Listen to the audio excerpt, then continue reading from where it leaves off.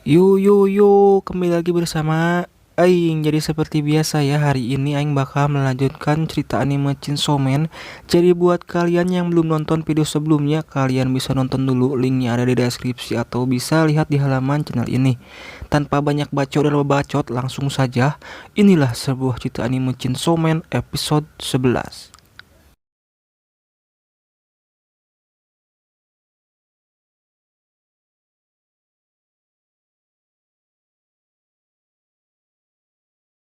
Setelah di video sebelumnya terjadi insiden penembakan yang dilakukan oleh Katanamen dan komplotannya, di mana dalam insiden tersebut banyak dari para pemburu iblis yang harus tewas, di antaranya Arai dan juga Himeno.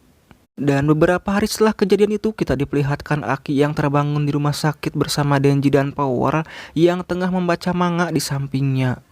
Tetapi beberapa saat kemudian, setelah Aki terbangun, Denji dan Power dipanggil oleh Makima dan mereka pun akhirnya harus pergi, meninggalkan Aki sendirian di kamarnya. Lalu setelah Denji dan Power pergi, Aki kemudian menarik pedangnya, lalu ia bertanya kepada iblisnya mengenai seberapa lama lagi dia akan hidup, dan iblisnya pun menjawab jika usia hidup Aki hanya tersisa 2 tahun lagi. Sesuai dengan perkataan Himeno di video sebelumnya, setiap kali Aki menggunakan pedangnya iblis kutukan, maka usianya pun akan semakin pendek ataupun berkurang dikarenakan kontrak yang telah Aki buat. Aki pun kemudian mulai merokok seperti biasanya karena memang si Aki ini candu banget gitu kan sama yang namanya rokok. Tetapi saat Aki hendak menyalakan rokoknya, Aki teringat kembali dengan Himeno yang membuatnya meneruh kembali rokoknya, dan ia pun mulai menangisi kematiannya Himeno. Dan di saat itu juga Denji yang hendak mengambil manganya yang ketinggalan di kamarnya si Aki sempat mengintip Aki yang pada saat itu memang sedang bersedih, sebelum pada akhirnya Denji kemudian pergi dan mengurungkan kembali niatnya. Setelah melihat Aki yang menangis, Denji berpikir mengapa dia tidak merasa bersedih terhadap kematiannya Himeno, yang padahal Himeno ini adalah orang yang pertama yang mengajak Denji untuk berteman.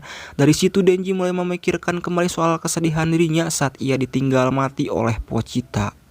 Tetapi dari sisi Denji juga berpikir jika Power ataupun Aki yang mati, kematian mereka tidak akan membuatnya menangis. Bahkan jika yang mati itu Makima, Denji berpikir jika dirinya hanya akan merasakan depresi untuk sementara waktu dan dengan cepat dia akan bisa mengatasinya.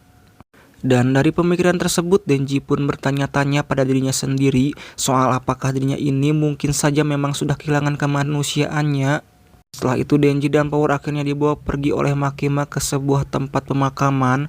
Makima lalu membicarakan soal beberapa insiden yang sebelumnya sudah terjadi, yang dimana dalam insiden-insiden sebelumnya para musuh selalu saja berusaha mengincar Denji. Dan karena itu Makima berniat memberikan pelatihan untuk Denji dan juga Power, yang tentunya agar mereka berdua ini menjadi lebih kuat dalam menangani ataupun melawan para iblis.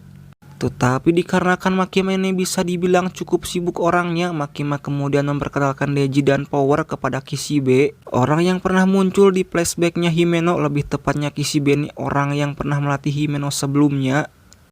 Namun sebelum Makima sempat memperkenalkan nama Kishibe, Kishibe sendiri justru memotong perkenalannya tersebut. Lalu kemudian Kishibe ini mulai menanyakan beberapa hal pada Denji dan Power. Yang pertama, Kishibe menanyakan tentang perasaan Denji dan Power di saat teman mereka mati, yang Denji dan Power jawab jika mereka tidak merasakan apapun.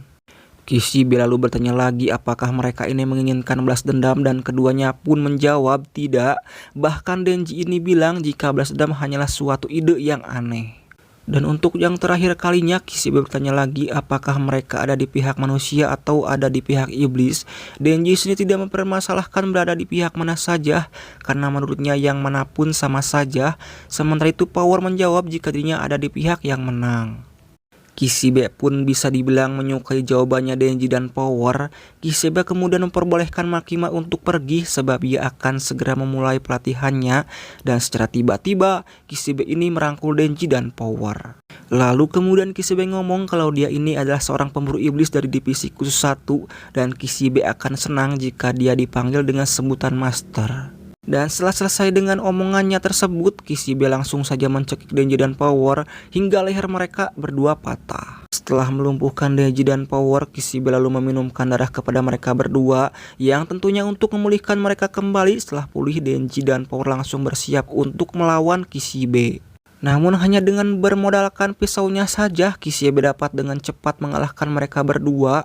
Setelah Kishibe melihat cara bertarungnya Denji dan juga Power yang langsung mengincar kepalanya, yang dimana hal tersebut tidaklah manusiawi, dan karena itu Kishibe pun berniat mengubah mereka berdua menjadi pemburu iblis yang paling gila ataupun pemburu iblis yang paling brutal.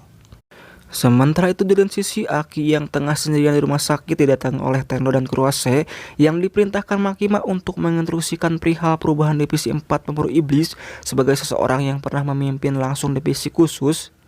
Aki ini diberi pilihan antara hidup tenang dan berhenti dari divisi pemburu iblis atau mendedikasikan hidupnya sebagai pemburu iblis, tetapi dirinya harus membuat kontrak baru dengan iblis yang jauh lebih kuat daripada sebelumnya. Tentu setelah insiden yang terjadi sebelumnya, kebencian Aki terhadap iblis semakin menjadi-jadi, dan tentunya dari hal tersebut saja kita bisa tahu kalau Aki tidak mungkin sedikit pun ada niatan untuk keluar dari pemburu iblis. Anjir balelo. Ya mungkin sekian dulu untuk cerita kali ini. Jika kalian suka sama alur cerita anime ini, jangan lupa untuk supportnya biar Aing makin semangat upload videonya ya. Dan jika ada saran atau kata-kata mutiara bisa ditulis di kolom komen. Sampai ketemu lagi di episode selanjutnya. Nuhun.